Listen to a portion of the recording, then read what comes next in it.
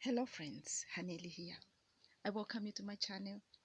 Please like, share as much as you can so others can also get to know about this, and please subscribe. Yes, in this edition, we look at eternal arts from a very different angle. I have taken it from the angle of language, and my biggest question, I'll be expecting this from most of you, all of you. My biggest question is, what if this universe, the whole universe, spoke one language? And what if planet Earth consists only of one language?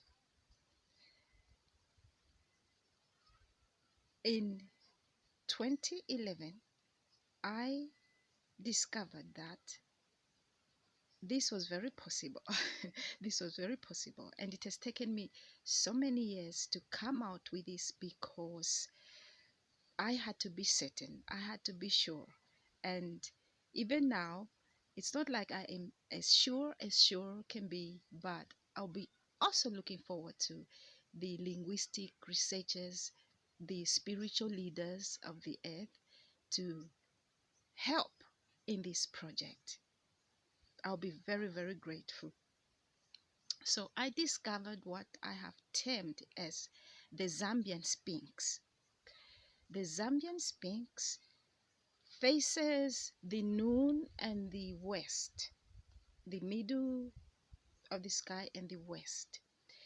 And it is situated somewhere in the eastern part of Zambia. Nobody has seen it. I'm the discoverer of it.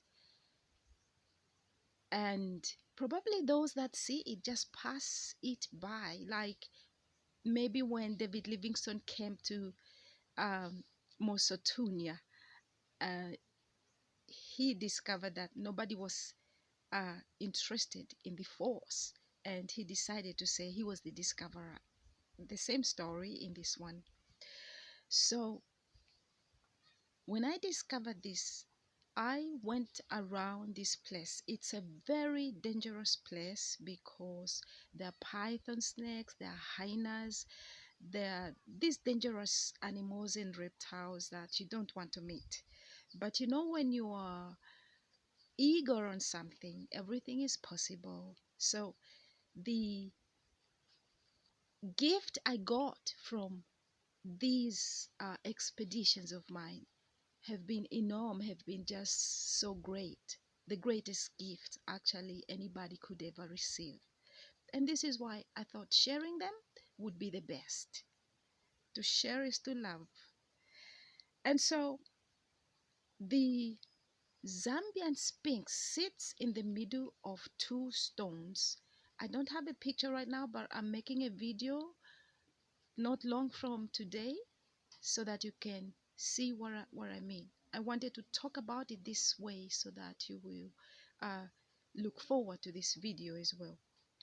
It sits between uh, two creatures. One looks like a human head, but in the end, it looks like a fish mouth. Also, it looks like a lion cub, something like that. But you will say a lion cub when you saw it, when you see it. On the other side, the Sphinx is got a bit long neck, and on the neck and the chin here, it's supported by something like a reptile, something like a snake, and it is smiling, like, towards heavens. And the Sphinx is looking upwards to the western side. It's a very fascinating place. So what was more fascinating about this place were the writings on the rock, on the rock that I termed as the lion cub rock. There were these writings that caused me to start researching on the languages of the earth, the oldest languages of the earth, from Tamil to, there's been Lithuanian and something like that. There's been many, several, not that many, less than 10 languages that have been written down. And so when I looked at the alphabetic orders of these languages, I concluded these these letters and these mathematical features that were here, they depicted our modern maths, the way we write the mathematical figures, but the letter that was there really puzzled me. And this is why I went and settled for a language called Sanskrit. This letter looks like a J letter. And I am appealing to all linguistic lecturers, teachers, gurus out there, especially in Asia, to help me on this one. So I looked at what was written on the rock and I copied that. And it looked like this. This is one of the papers that I can show you on this one. It looked like this, and that's my J there at the Zambian Sphinx rock, and you can see how the J ends. I am not very accurate with the tail and the mathematical figures there, but you can actually decipher what that is. So, and my J is not that nice, but it is just before it is what I have seen there. So maybe I can also just do like this so you have the feel of how this looks like. Yeah, I think this looks a bit, yeah, like, okay. So this is what perplexed me, and I have found 2, 3 other stones that look like this, and I am like, what is this? So when I settled for that language, that this could be the Sanskrit language, because in the Sanskrit language, I'll show you something. They have a letter that looks like this. You can see this is the other J. In English we say J, but it's called a tail. And so you can see there where there's the tail, you can see here I have just added the tail.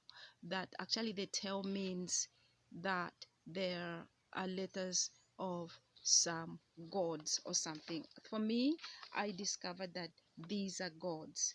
And for example, I discovered that this eye here is a god of bliss, a blissful god, something like that. And I discovered this as something like Om, the Om, and it's the same here. If I should turn it upside down, this one is Om, and this one is again the peaceful one, the blissful one, the one that gives peace. And the Y and the I, the Y here, there's a T there. They all mean something like the all-knowing, the all-seeing, the most powerful. It's amazing, folks. It's amazing, friends. It's like, whom am I? Whom am I to discover such mighty things? And so I have compared and I've asked the question, could this be the language of the universe? Could this be telling us that this is the language of the universe? Because when you look at my J and when you look at the Sanskrit J, there are these similarities that are so mind-boggling, so strange. Like, what are we? Where do we come from? Who owns what? And then I've been thinking, like, what if I'm not Tonga or Lozi or Chewa or Senga or Ngoni, or what if I'm not Zambian or American or Asian, or what if I'm not all this European? What if I am just me? This is where it's boiling down to for me, because this is so too much for me. It's a rock in my country. And it's not like one rock, there's about 5,000 rocks speaking something of the same. Where do we go? Where do we run to? So when I look at my study about the whole thing, I am concluding that we are more than what we think we are. We've been told a lot about how we've never had a language in Africa. This changes that. We've never been able to construct anything. There's a three there. There was a three here before. There's a rock somewhere where I live, just nearby this. There are threes again there.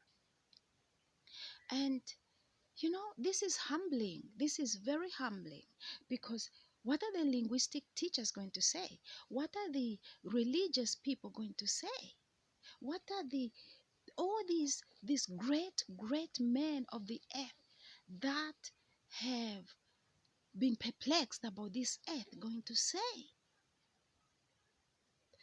Life starts in Africa. When life starts in Africa, and then in that society of Africa, people have been taken out as slaves, as vagabonds, as I don't know what. They became hostile, and then that hostility, they withdrew it, and it went within. And now they're just looking up like, we have all the knowledge, but we don't want to share it, because you took us as slaves and as colonial subjects, and now you capitalize on us. And you know what? We can't contribute anything, because who are we? And that's where the African people are right now. Who are we? And be with whatever you have. That stupid pride, that is taking the world nowhere, because the magical essence of all knowledge, all wisdom, all intellect is in Africa. And with these few words, I thank you for watching. I thank you for sharing. I thank you for subscribing. Peace, peace, peace.